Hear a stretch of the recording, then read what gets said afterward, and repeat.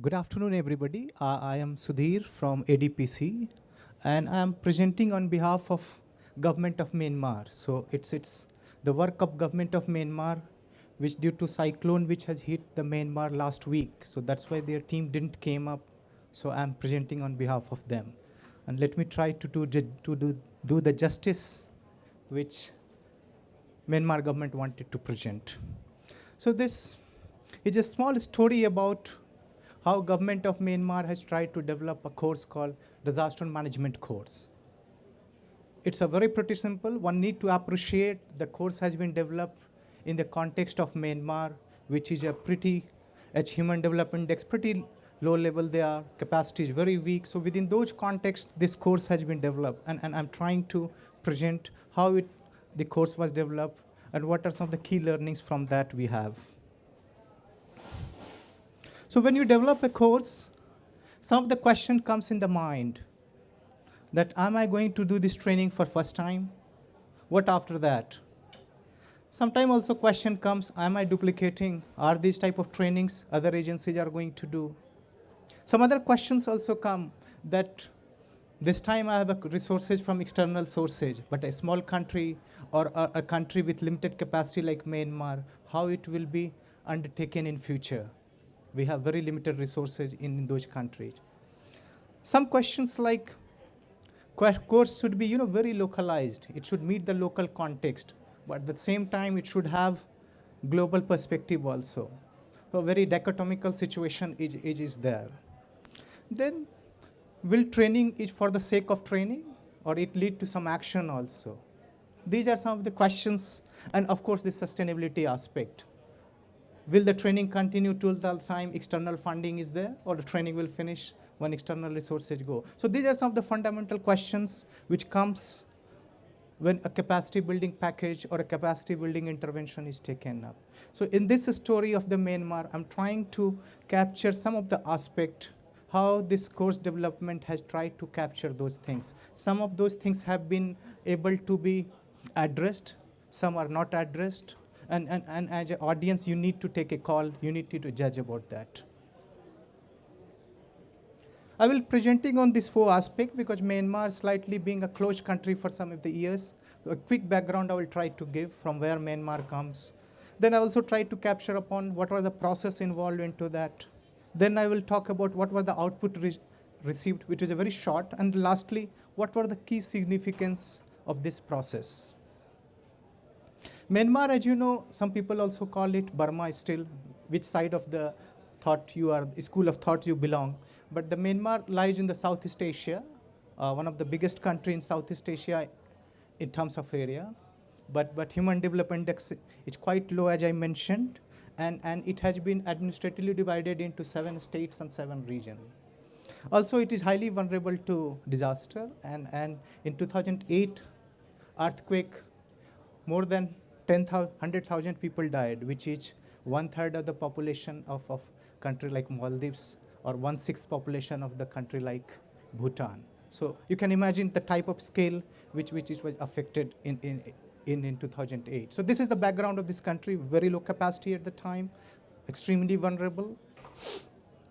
And Relief and Resettlement Department is the nodal agency for there. So the course, Myanmar government had a course on disaster management since 1977. This course was targeted towards building the capacity at sub-national level. But as it started in 1977, a lot of development took place over the last 30 years, and a lot of risk had changed. So there was a need to update this course. There was a need to make this course, up to date.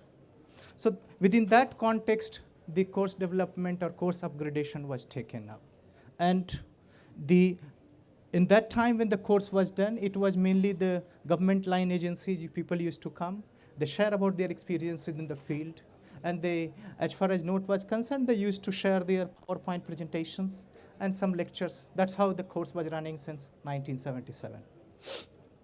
So that was the background. This used to be course looked like when it was running. The ministry name was there, like irrigation, like UNDP or General Administration Department. These ministry people used to come talk about their courses, what they do, and go back. So that's how the course was running. So the challenge was that to work from this base. So what the process was done, the key point was that to revise the course. And so in Myanmar case, there are more than 40 agencies, which includes UN agencies, INGO, NGO. So they are called together something called DRR working group. So this agency came together and did a brainstorming that how we can support the government of Myanmar in updating this course. And a core group, a working group was formed, which comprises UNDP, Habitat, Action Aid Care, and some INGO, which came together to really help the government of Myanmar for updating or making this course up to the. And the financial support was provided by these members. And ADPC was engaged as a technical partner. So that's the background, the process, how the course updation started taking place. To steer the process, as the course was for government and the course was of the government, also a group was formed of different line ministries, because disaster management, as we know, it's a cross-cutting issue. So a group of agencies formed something to steer the process of disaster management, this development of the course. A group was formed. And a lot of consultation went on, and it has been done over 1 year time. So these are the numbers, of course, which the point is I'm trying to highlight is that more than 6 consultations were held over a periodic interval to review this process of course development. Also, the trainer was very important, that if external driven courses are there, as soon as the external resources dries up, course, it cannot, very difficult to run the course. So the objective was also to have a pool of trainers, and a pool of trainers were selected from the government departments, and around 60 people were selected, and they have been trained for each of the session. Also, these people who have been trained, they have been provided an opportunity to conduct the courses, and they have been provided technical assistance over time, so that their capacity is built over time.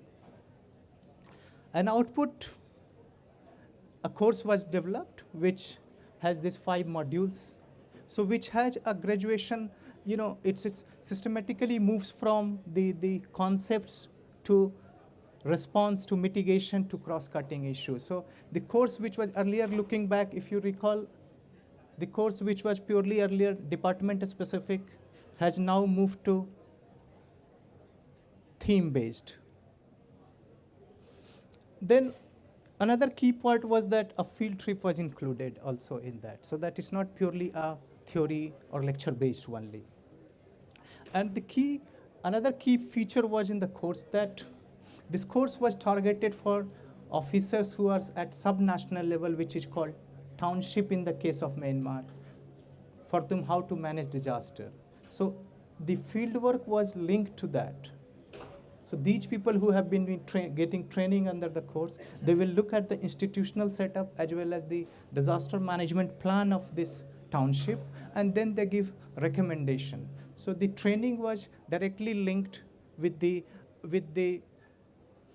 action. So lastly, this is the key point I wanted to stress upon, is what are the key significance of this process? What are the key things? One of the first thing which we feel was process was at the heart of the matter. Which means it was led by an inter-ministerial-led mechanism. It was not external agencies-led process, and also not only one ministry, but ministries from meteorology to relief to agriculture. So the inter-ministerial process led which led to strengthening of the content. Second was that more than 10 development partners were also engaged. So there was a very much well-coordinated effort. All agencies came together, development partner spoke in a single voice to the government agencies. The third part, we find that it was done over a wide number of consultation over 1 year period. So it takes the time to digest. So it was not done in a quick fix solution type of thing. And Many times the government agencies may are not able to share their thoughts in a wider meeting. So also one-to-one consultations were also held, so that there is people to speak out, they are able to share their thoughts which they are not able to share in the wider consultation meeting. So the key point I'm trying to highlight was process was at the heart of the matter.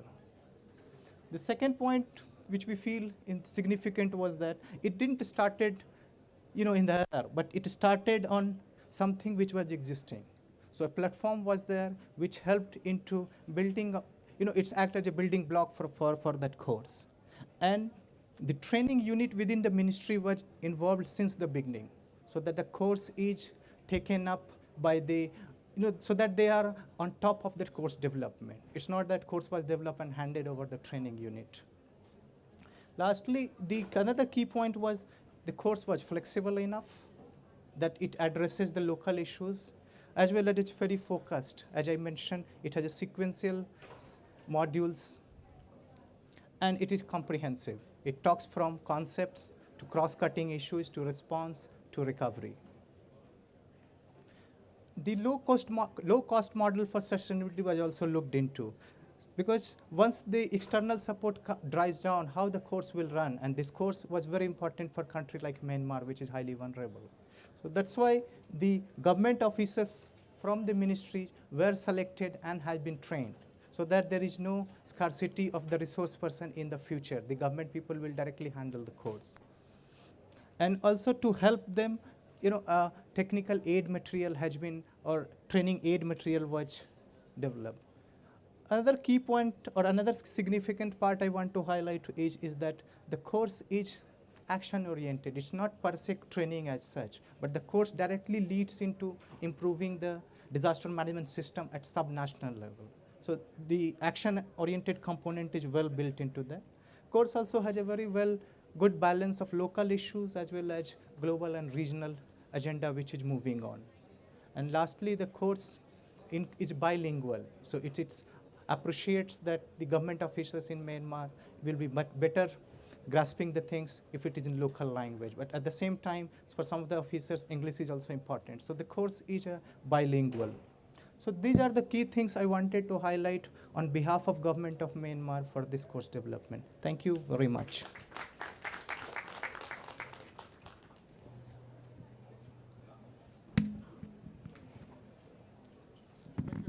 Oh, sorry.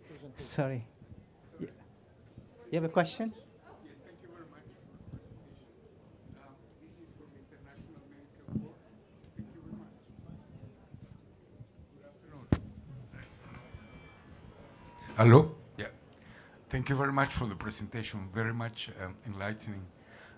This is Atilio from International Medical Corps. I just wanted to have two questions regarding the course that you have developed. Is the government of Myanmar having a ministry of disaster risk reduction? And if yes, does this course fit with the disaster risk management policy and action plans? And if yes, those trainers are also Ministry of Disaster Management in Myanmar. So I'm just thinking about sustainability and integration in the existing structures. Thank you. Thank you very much for the question. The course, Government of Myanmar has a department called Relief and Resettlement Department, which comes under Ministry of Social Welfare. So this department is solely dedicated for disaster management. And as far as these trainers are concerned, they have been selected from different line agencies.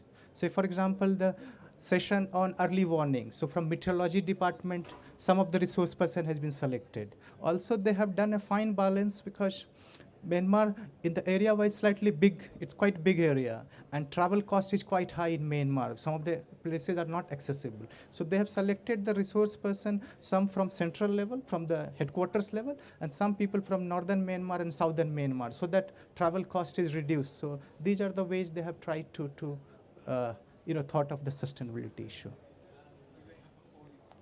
They have something called Disaster Management Act, which they have recently prepared, and I think it is a matter of time, perhaps in a couple of days, any day it can be passed. So the act is there already. Pleasure.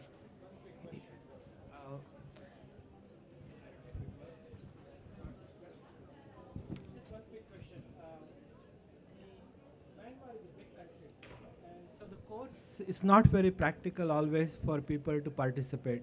So have you developed or are you developing this course as a remote ways, some kind of through mechanisms, remote webinars, some remote learning things? Have you already started or have you done this? Thank you. Thank you very much for the question. The course is especially rightly mentioned by you, Myanmar being a big country, coastal to hill area. So the course which has been developed last year is